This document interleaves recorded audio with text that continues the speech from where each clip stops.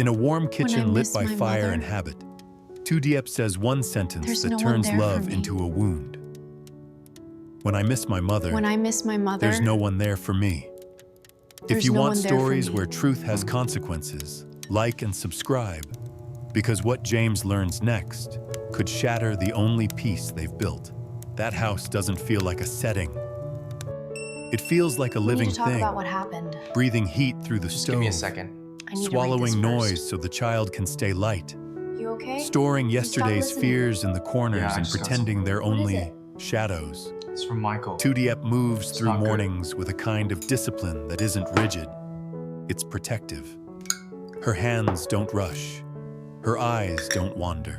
She is the type of woman who turns survival into routine so the people she loves don't have to feel the edge of the world. And the world has edges. You can smell it in the smoke from firewood. You can hear it in the small pops of the stove. You can see it in the way the bananas ripen too fast, as if even fruit knows time is not sentimental. Nothing can be wasted. Not food, not warmth, not a calm day. Even love has to be managed carefully here.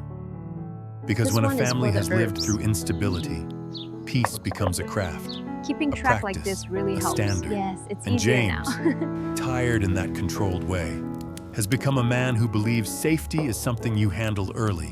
If he can contain the outside world, the inside stays warm. If he can keep storms away from the kitchen, then maybe the kitchen can stay a sanctuary. But sanctuaries have secrets, and sometimes the smallest whisper, spoken in a quiet afternoon, can crack the foundation harder than any shout. On that morning, Diep doesn't wake up thinking about secrets. She wakes up thinking about warmth. Firewood first, clean water, a pot that needs stirring, bananas on the counter turning soft at the edges, begging to be turned into something that lasts. Jam, bread, comfort, income. I heard In something. Diep's world, waste Oh, isn't wait. just about food. Waste is What about was that? opportunity. Waste is about letting the future slip because you were too tired to care. Near the table sits Nai, small legs tucked in, stuffed orange resting against her like a heartbeat she can hold. She watches the pot the way children watch miracles, seriously, faithfully, believing the adult in front of them can turn simple things into safety. What are you making? Once she asks. Banana jam, Diep answers, calm as breath. And maybe banana bread again. Nai's face brightens, immediate and pure. For the shop? For the shop. Diep confirms, and for you. Even the dog seems to understand. Mi lies near the stove like he's been assigned a job. Guard the heat, protect the calm. Each time the wood pops, his ears flick, satisfied, as if the house is speaking in a language he trusts. Across the room, James's mother keeps the home steady with her hands. Bowls What are you placed making? neatly, What are you chopsticks making? aligned, Banana fruit jam. cut into careful pieces. She doesn't talk much lately. She doesn't need to. Banana jam. Her silence Yeah. is its own kind of labor. Banana jam. Then James appears, already dressed for work, eyes awake Banana even if his jam. body is tired. He bends to kiss Nai's forehead, then looks at Diep the way a man checks the sky for weather he can't afford. Bread again? Normal day? He asks softly. Diep nods. Normal day. And maybe banana bread again? James exhales, Yes, I promise. picks up his bag, For leaves the early. shop. Not because he And for wants you. distance, And but for because you. he wants control. The fire is really going Handle now. the outside Yes, first. it's so Keep warm. the inside warm. He's keeping us safe. And for a while, it works. At Hill Fruits, the morning hums with the quiet dignity of routine. Customers come and go. Baskets shift. Labels get checked. The cold unit log is filled out like it matters. Because in Diep's world, it does. Standards are not decoration. Standards are armor. Normal day? Luan runs the counter like a professional, smiling without getting sloppy, joking without letting the shop drift into chaos. Near the back, Nai sits on her stool drawing fruit boxes again. big sticker, big letters. Safe, she announces, holding up the paper like she's presenting to a boardroom. Luan laughs. She's our compliance department. Diep smiles. She's our conscience. Then Mr. Hung stops by. He doesn't do loud praise. He scans the checklist, looks at the cold unit log, inspects the place with eyes that don't miss details. Then he nods once. Clean, he says. Diep answers the way she always does. Clean means peaceful. And by noon, back at home, jars of jam cool quietly on the counter and banana bread is packed like a small promise. Nothing dramatic, just a family building stability with ordinary choices. It should have stayed ordinary. But ordinary doesn't protect you from grief. James calls during lunch. How's the world? He asks. Warm, Diep replies. Busy, but good. How's Nai? She's drawing safe like it's a law. James chuckles, and you can hear the relief in it, because children being children is proof the house is healing. Then his voice softens, like the truth is never far away. Good. Keep her light.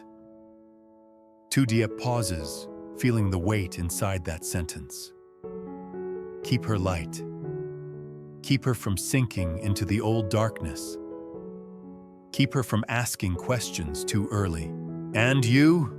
Diep asks. James takes a slow breath. Pressure, he admits, but controlled pressure. That is how James survives, by treating emotions like systems, contain, manage, stabilize. Do not let the storm touch the kitchen table, because the kitchen table is where healing happens now. And both of them know what it cost to get here. Diep's calm is not naive. It is earned. Nai's safe drawings aren't just cute. They're a child's way of writing a wish that the world will obey. James's mother's quiet routines aren't just habit. They're an older woman trying to keep a family from unraveling again. Everything in this home is built around one principle. Don't make the child carry the adult pain. But pain doesn't always ask permission. After lunch, something small happens that should have been nothing. Nai gets quiet. Not dramatic, not disobedient, just quiet. The kind of quiet that makes a room feel colder, even if the stove is still burning. She rubs her eyes and leans into Diep's side like her body remembers an old absence. I miss my mom, Nai whispers. The words land softly, but the impact is heavy. Diep doesn't correct her. She doesn't argue with grief. She just pulls Nai closer, voice gentle like warm cloth around a shaking hand. I know, she says. You can miss someone and still be safe. Nai's voice shrinks further, like I was dreaming. I know, Diep repeats. Because sometimes children don't need a solution. They need an adult who can stay steady. Then Diep makes a choice that is both tender and dangerous.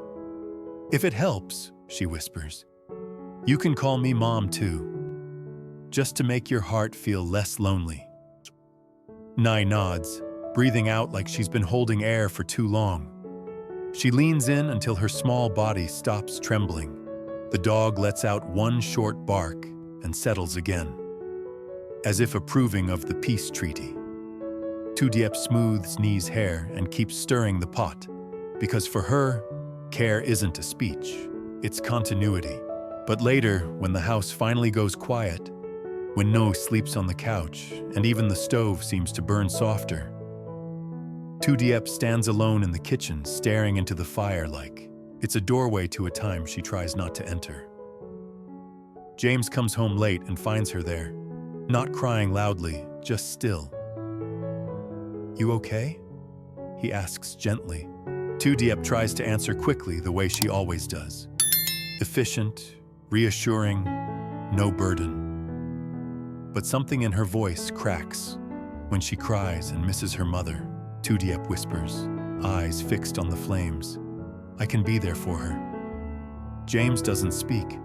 He waits because he's learned that rushing emotion only makes it hide deeper. Diep swallows, and the next sentence changes the air in the room. But when I miss my mother, she says, voice thin with truth, there's no one there for me. It hits James like a punch he cannot block with logic. He doesn't tell her to be strong. He doesn't lecture her with comfort. He steps beside her, close enough to share warmth, and says the only thing that matters in that moment.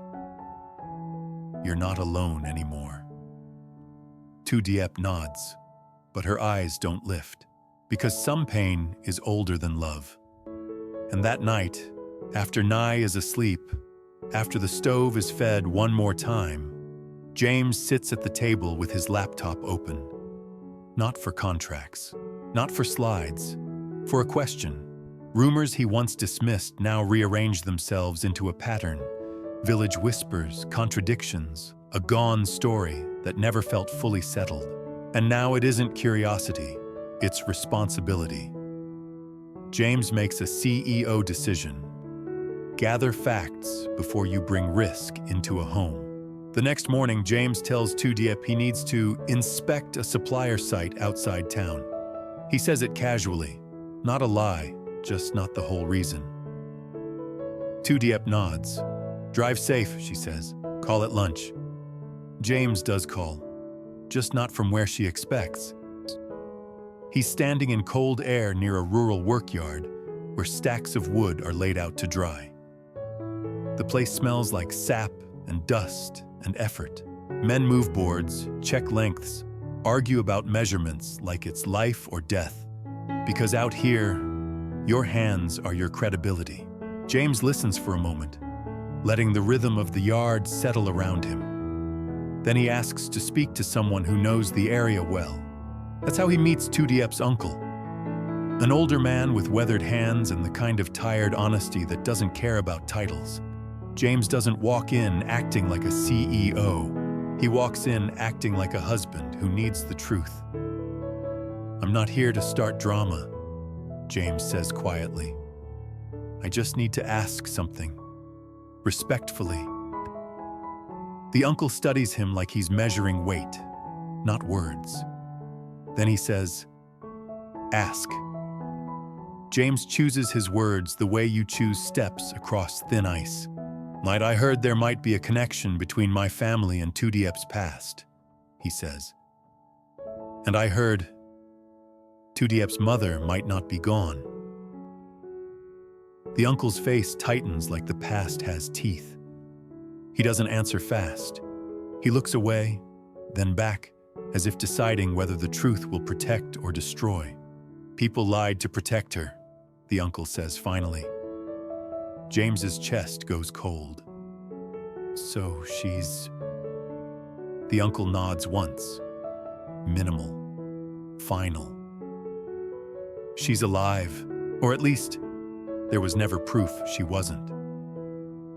For a second, James can't breathe. It's not the drama of it that hits him. It's the quiet cruelty of it. A woman Diep mourned might still be walking somewhere in the world. A grief Diep built her life around might have been built on a lie. James forces his voice to work. Why would anyone tell Diep otherwise? The uncle's tone turns bitter. Because she left, he says. She chose a different life. She didn't come back. People thought the truth would only hurt Diep more. James feels his throat tighten. Hurt her more. As if losing her mother to death is softer than losing her mother to choice. Hey, where is she? James asks. And now the question is not business. It's a raw human need. The uncle shakes his head. City somewhere, long ago. No address, just stories. James stands there among the stacks of wood and the cold air and the sound of labor, and he realizes the truth has its own weight. If he tells Diep without preparation, it could break something they finally stabilized. But if he hides it too long, he becomes part of the lie. On the way home, he doesn't speed. He drives like a man carrying glass. At dinner, James sits with Diep and Nai like normal. He smiles at Niai's silly story. He eats the banana bread like it's comfort. He keeps his face steady, because that's what leaders do when truth is heavy.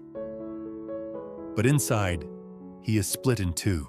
One side is the husband who wants to protect Diep from a shock that could reopen every wound she stitched closed. The other side is the man who knows love cannot be built on borrowed silence forever. When Diep goes to wash dishes, James stands behind her and watches her hands. Quiet, efficient, careful. Hands that keep this family alive. Hands that never stop working even when her heart hurts. He wants to tell her everything. He doesn't. Not yet. Instead, he offers something smaller, but true. Tomorrow, he says softly. Let's take a slow day. Just family. Just you and me. Diep looks up, surprised by the gentleness in his tone. Okay, she says. Why? James swallows. The words he wants to say are too sharp for this warm kitchen. He chooses the safest truth. Because you deserve it, he says. Later that night, after the house goes quiet, James sends one message, short, clean, to a trusted contact. Help me verify one thing, he types, discreetly. No names, no details that could leak. Just enough to begin searching without dragging Diep into a storm. He sets the phone face down and stares at the firewood stacked near the stove, remembering the sentence that cracked him open. When I miss my mother, there's no one there for me. James whispers into the quiet, like a promise only the house can hear. If she's alive, I won't let you find out in a way that breaks you. And the night holds that promise carefully. Jam cools on the counter, lids sealed tight. A child sleeps warm. A husband sits with truth heavy in his chest. And the next chapter waits, not with noise, but with one question that could change everything. Was Diep's mother taken by fate or by choice?